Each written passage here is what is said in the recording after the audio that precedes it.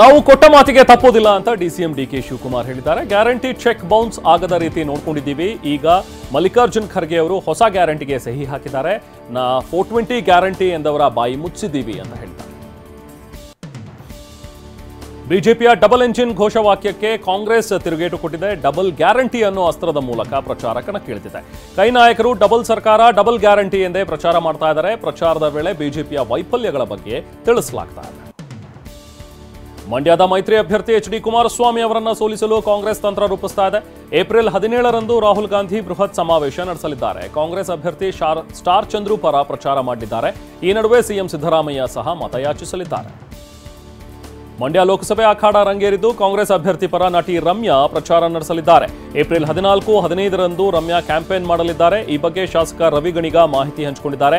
ರಮ್ಯಾ ಬರೋದ್ರಿಂದ ನಮಗೆ ಶಕ್ತಿ ಬರುತ್ತೆ, ನಮ್ಮ ಅಭ್ಯರ್ಥಿಗೆ ಹೆಚ್ಚು ಅನುಕೂಲವಾಗುತ್ತೆ ಅಂತ ಹೇಳಿದ್ದಾರೆ. ಮಂಡ್ಯದಲ್ಲಿ ಎಚ್ಡಿಕೆ ಪರ ಸುಮಲತಾ ಮತಶಿಕಾರಿ ನಡೆಸಲಿದ್ದಾರೆ. ಈಗಾಗಲೇ ಬಿಜೆಪಿ ಸೇರಿರುವ ಸುಮಲತಾ ಅಂಬರೀಶ್ ಪ್ರಚಾರಕ್ಕೆ ಇಳಿಯಲಿದ್ದಾರೆ. ಸುಮಲತಾ ಬೆಂಬಲಿಗರ ಮತ ಸೆಳೆಯಲು ಮತ್ತು ಮಹಿಳೆಯರ ಮತಕ್ಕೂ ಮೈತ್ರಿ ನಾಯಕರು ಗಾಳ ಹಾಕಿದ್ದಾರೆ.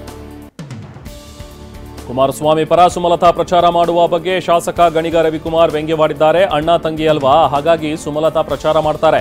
ಅಕ್ಕ ತಮ್ಮ ಒಂದಾಗಿದ್ದಾರೆ, ನಾವ್ಯಾಕೆ ಮಾತಾಡಬೇಕು, ಕಳೆದ ಚುನಾವಣೆಯಲ್ಲಿಯೇ ಒಂದಾಗಿದ್ರೆ ಚೆನ್ನಾಗಿರೋದು ಅಂತ ಹೇಳಿದ್ದಾರೆ. ಅಂಬರೀಶ್ ಅಭಿಮಾನಿಗಳ ರಕ್ತ ಮನಸ್ಸಿನಲ್ಲಿ ಕಾಂಗ್ರೆಸ್ ಇದೆ ಅಂತ ಗಣಿಗ ರವಿಕುಮಾರ್ ಹೇಳಿಕೊಂಡಿದ್ದಾರೆ. ಅಂಬರೀಶ್ ಬದುಕಿರೋವರೆಗೂ ಕೂಡ ಕಾಂಗ್ರೆಸ್ಸಿಗರಾಗೇ ಇದ್ರು, ಅಂಬರೀಶ್ ಅಭಿಮಾನಿಗಳು ಕೂಡ ಕಾಂಗ್ರೆಸ್ ಪರಾನೇ ಇರ್ತಾರೆ ಅಂತ ಹೇಳಿದ್ದಾರೆ.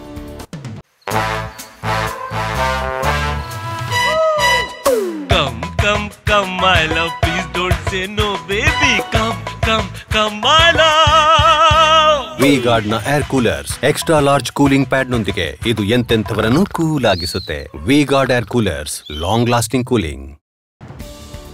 ಕಾಂಗ್ರೆಸ್ನವರು ಕುಮಾರಸ್ವಾಮಿ ಬಗ್ಗೆ ಅಪಪ್ರಚಾರ ಮಾಡ್ತಾ ಇದ್ದಾರೆ ಅಂತ ಮಾಜಿ ಸಚಿವ ಸಿಎಸ್ ಪುಟ್ಟರಾಜು ಹೇಳಿದ್ದಾರೆ. ಇದರಿಂದ ಕಾಂಗ್ರೆಸ್ನವರಿಗೆ ಭಯ ಇರೋದು ಗೊತ್ತಾಗ್ತಾ ಇದೆ. ಇಡೀ ಮಂಡ್ಯದ ಜನ ಕುಮಾರಸ್ವಾಮಿ ಅವರನ್ನ ಹೃದಯದಲ್ಲಿ ಇಟ್ಕೊಂಡಿದ್ದಾರೆ ಅಂತ ಹೇಳಿದ್ದಾರೆ. ಶಿಕಾರಿಪುರ ಕ್ಷೇತ್ರದಲ್ಲೂ ಕೂಡ ಬಿಜೆಪಿಗೆ ಹೆಚ್ಚು ಮತ ದೊರೆಯಲಿದೆ ಅಂತ ಶಿವಮೊಗ್ಗ ಬಿಜೆಪಿ ಅಭ್ಯರ್ಥಿ ರಾಘವೇಂದ್ರ ಹೇಳಿದ್ದಾರೆ. ಶಿಕಾರಿಪುರ ಯಡಿಯೂರಪ್ಪ ಅವರಿಗೆ ರಾಜಕೀಯ ಜನ್ಮ ಕೊಟ್ಟ ಕ್ಷೇತ್ರ. ವಿಜಯೇಂದ್ರ 16ಕ್ಕೂ ಹೆಚ್ಚು ಪ್ರಚಾರ ಸಭೆ ನಡೆಸಲಿದ್ದಾರೆ ಅಂತ ಹೇಳಿದ್ದಾರೆ. ರಾಯಚೂರು ಬಿಜೆಪಿ ಅಭ್ಯರ್ಥಿ ರಾಜಾ ಅಮರೇಶ್ವರ್ ನಾಯಕ್ರನ್ನ ಕಾರ್ಯಕರ್ತರು ತರಾಟೆಗೆ ತೆಗೆದುಕೊಂಡಿದ್ದಾರೆ. ಮಾನ್ವಿ ತಾಲೂಕಿನ ಕಲ್ಮಠ ದೇವಸ್ಥಾನಕ್ಕೆ ಭೇಟಿ ನೀಡಿದ್ದ ವೇಳೆ ಈ ಘಟನೆ ನಡೆದಿದೆ. 5 ವರ್ಷ ಕ್ಷೇತ್ರಕ್ಕೆ ಬಾರದವರು ಇವತ್ತ್ಯಾಕೆ ಬಂದಿದ್ದೀರಿ ಅಂತ ಕಿಡಿಕಾರಿದ್ದಾರೆ.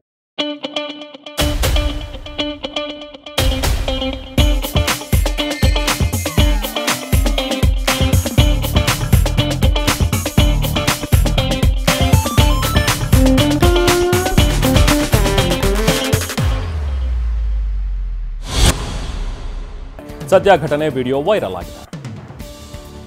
ಕಲಬುರಗಿ ಮೈತ್ರಿ ಅಭ್ಯರ್ಥಿ ಉಮೇಶ್ ಜಾಧವ್ಗೆ ಟೆನ್ಷನ್ ಶುರುವಾಗಿದೆ. ಬಿಜೆಪಿ ಮೈತ್ರಿ ಧರ್ಮ ಪಾಲನೆ ಮಾಡ್ತಾ ಇಲ್ಲ ಅಂತ ಜೆಡಿಎಸ್ ನಾಯಕರು ಅಸಮಾಧಾನ ಹೊರಹಾಕಿದ್ದಾರೆ.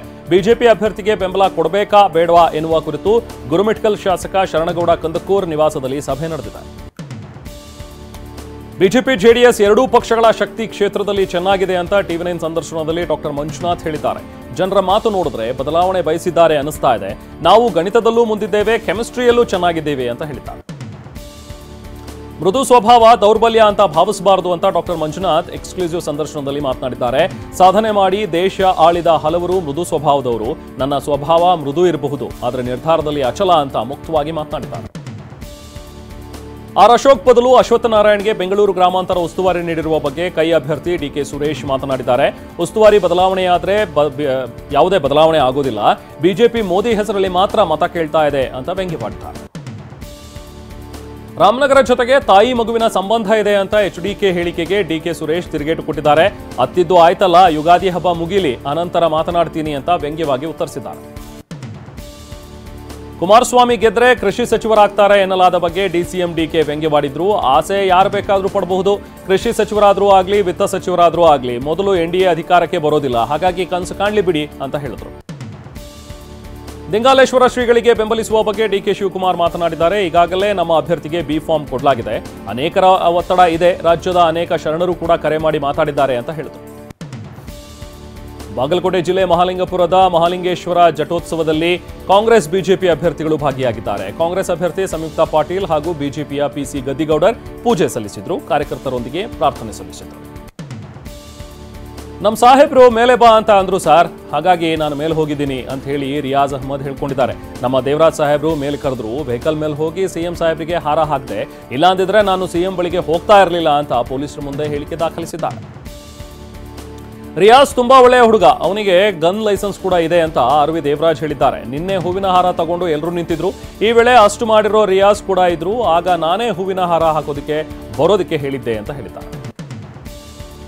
ಸೆಕ್ಯೂರಿಟಿ ವೈಫಲ್ಯ ಯಾವುದೂ ಆಗಿಲ್ಲ ಅಂತ ಡಿಸಿಎಂ ಡಿಕೆ ಶಿವಕುಮಾರ್ ಮಾತಾಡಿದ್ದಾರೆ. ಅವರವರ ರಕ್ಷಣೆಗೆ ಅವರವರು ಗನ್ ಇಟ್ಕೊಂಡಿರ್ತಾರೆ.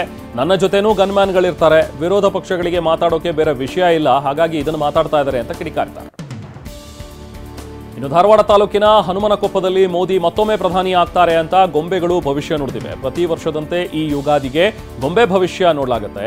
ಹಳ್ಳದ ದಂಡೆಗೆ ಇಟ್ಟಿದ್ದ ಗೊಂಬೆಗಳು ಮೋದಿ ಪ್ರಧಾನಿ ಮತ್ತೊಮ್ಮೆ ಪ್ರಧಾನಿಯಾಗುವ ಮುನ್ಸೂಚನೆಯನ್ನು ಕೊಟ್ಟಿವೆ. ಮಹಾರಾಷ್ಟ್ರ ಸಿಎಂ ಏಕನಾಥ್ ಶಿಂಡೆಗೆ ಚುನಾವಣಾ ಆಯೋಗ ನೋಟಿಸ್ ಕೊಟ್ಟಿದೆ. ಚುನಾವಣಾ ನೀತಿ ಸಂಹಿತೆ ಉಲ್ಲಂಘನೆ ಆರೋಪದಡಿ ನೋಟಿಸ್ ನೀಡಲಾಗಿದೆ.